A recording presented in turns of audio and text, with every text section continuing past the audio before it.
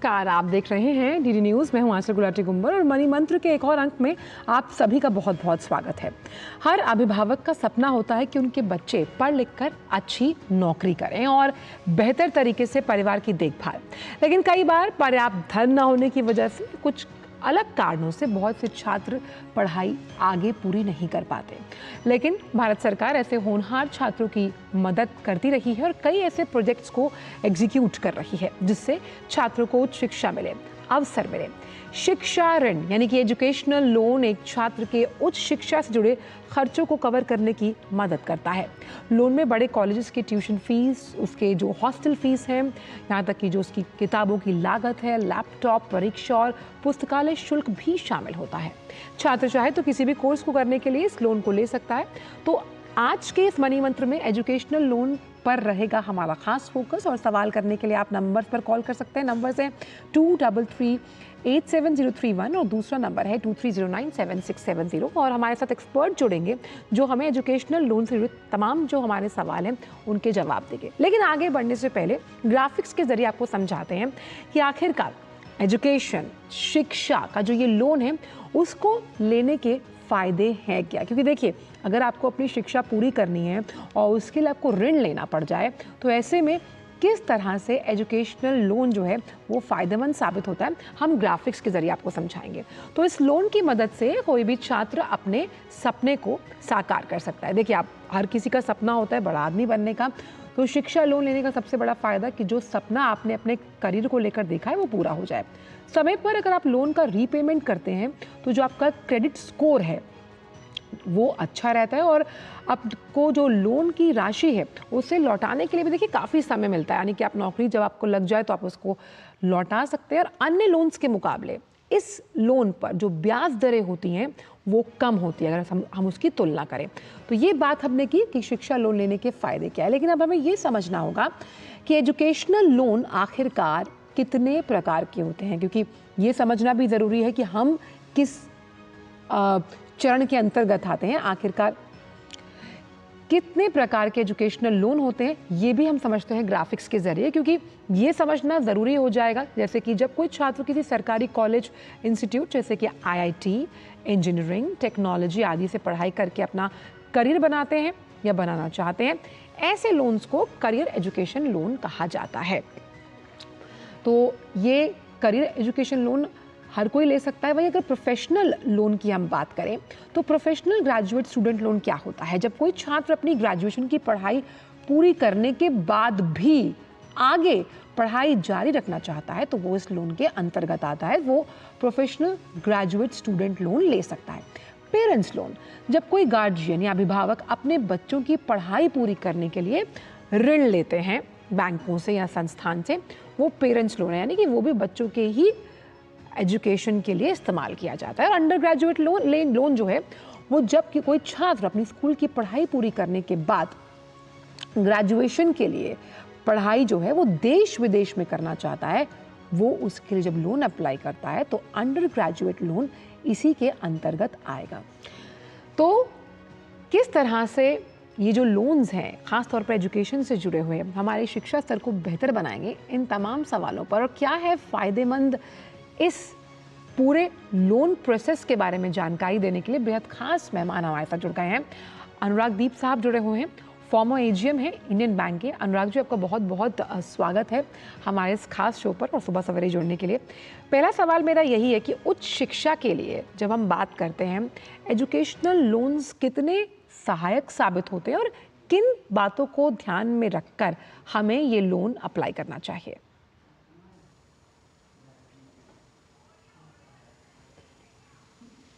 अनुराग जी,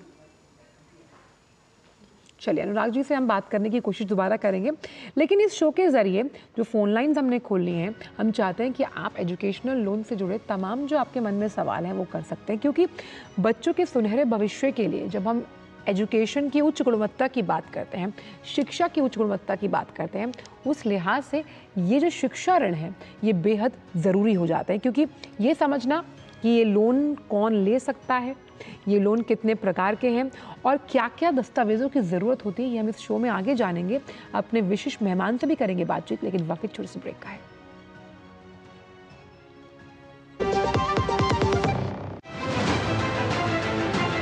दुनिया की सबसे तेज रफ्तार और 5वीं सबसे बड़ी अर्थव्यवस्था, विश्व स्तर के बुनियादी ढांचे, भारत की फिनटेक क्रांति की कहानी मेक इन इंडिया और स्टार्टअप इंडिया की सफलता की, आर्थिक जगत की सुर्खियां, आम आदमी के लिए क्या है मायने, शेयर बाजार और दूसरे फाइनेंशियल मार्केट्स के तमाम अपडेट्स, कारोबार जगत की बड़ी खबरों का सटीक और सरल विश्लेषण। देखिए इकोनॉमी टुडे सोमवार से शुक्रवार सुबह 9:30 बजे सिर्फ डीडी न्यूज पर।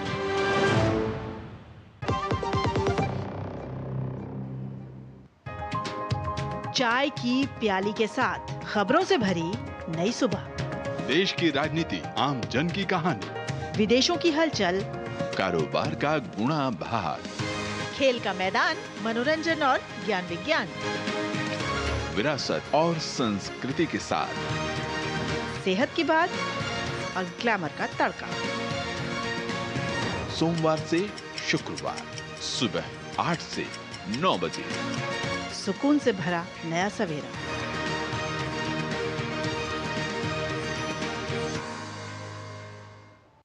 वृक्षा सत्पुरुषाइव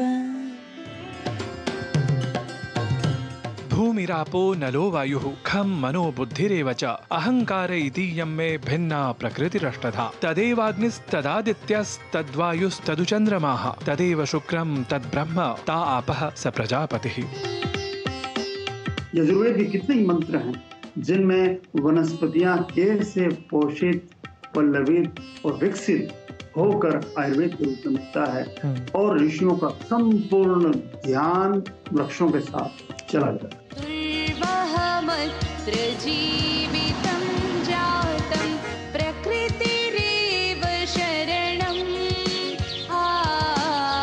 शुचि पर्यावरणं। नए दिन की करें शुरुआत भारतीय ज्ञान परंपरा, संस्कृत और स्वास्थ्य के साथ। स्वास्थ्य में उपयोगी आयुष पद्धतियों का विज्ञान। ब्रेक के बाद सभी का स्वागत और मनी मंत्र में आप सभी का स्वागत एक बार फिर से है, जहां पर हम एजुकेशनल लोन पर चर्चा करने के लिए विशिष्ट मेहमान हमारे साथ जुड़े हुए हैं। अनुराग दीप साहब फॉर्मर एजीएम है इंडियन बैंक के। अनुराग जी, आपका बहुत बहुत स्वागत है हमारे इस खास शो पर।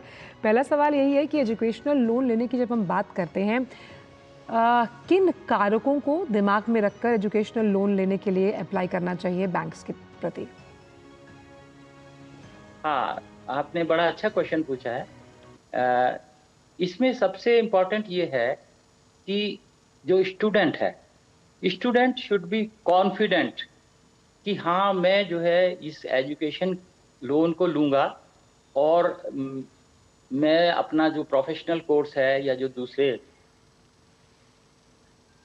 हैं उनको सक्सेसफुली कंप्लीट करूँगा और उसके बाद जो है जैसे ही मेरे को जॉब मिलेगी तो मैं इसको रीपे करूँगा, है ना। तो एक इम्पॉर्टेंट बात यह है कि स्टूडेंट का कॉन्फिडेंस अपने आप में बहुत इंपॉर्टेंट है, क्योंकि ये लोन की आवश्यकता उन लोगों को है जो बेसिकली ऐसे परिवारों से आते हैं जिनके पास स्टूडेंट्स के कोर्स की फीस देने की जो है व्यवस्था नहीं होती है या उनकी ऐसी नहीं होती है कि वो लोन को जो इसका कोर्स की फीस है उसको अपने से कर पाए। इसीलिए ये लोन लेने की सुविधा है, ये गवर्नमेंट की तरफ से स्कीम है, गवर्नमेंट ने स्कीम बनाई है। और एजुकेशन लोन जो है सभी बैंक देते हैं, पब्लिक सेक्टर बैंक भी देते हैं, प्राइवेट सेक्टर बैंक्स भी देते हैं। और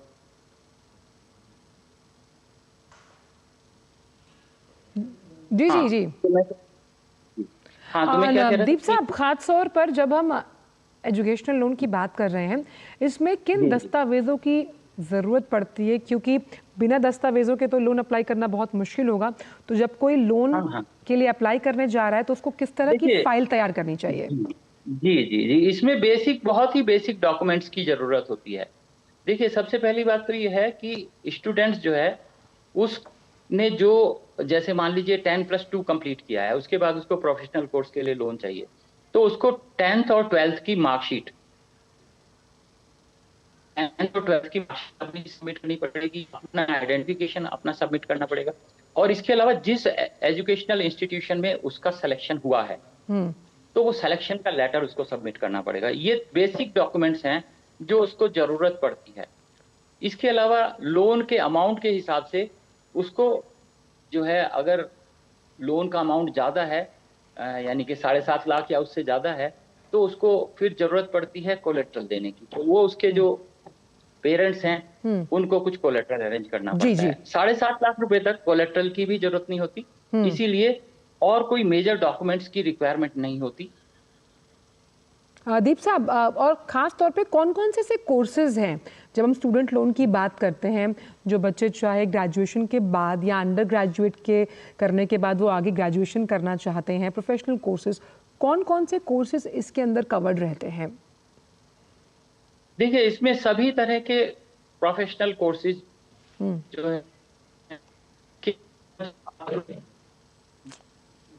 ऐसे कोर्सेज हैं जिसमें जो है आप स्किल अपना डेवलप करते हैं, स्किल डेवलपमेंट के कोर्स हैं, वो सभी के सभी इसमें कवर्ड हैं।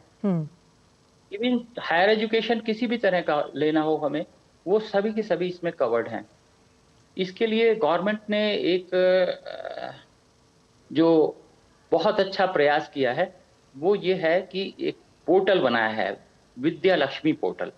विद्या लक्ष्मी पोर्टल जो है उसके ऊपर जो है एक कॉमन प्लेटफॉर्म प्रोवाइड किया गया है जहां से लोन को अप्लाई किया जा सकता है, और उसमें लिस्ट भी होती है पूरी की पूरी कि आप किन किन इंस्टीट्यूशन जो NAC एक्रेडिटेड इंस्टीट्यूशन है स्पेशली, उनमें आप लोग एडमिशन ले सकते हैं और वहां पे आप अप्लाई कर सकते हैं। चलिए, हमारे साथ एक कॉलर भी जुड़ गए हैं दीप साहब, राकेश वर्मा जुड़े हुए हैं MP छिंदवाड़ा से।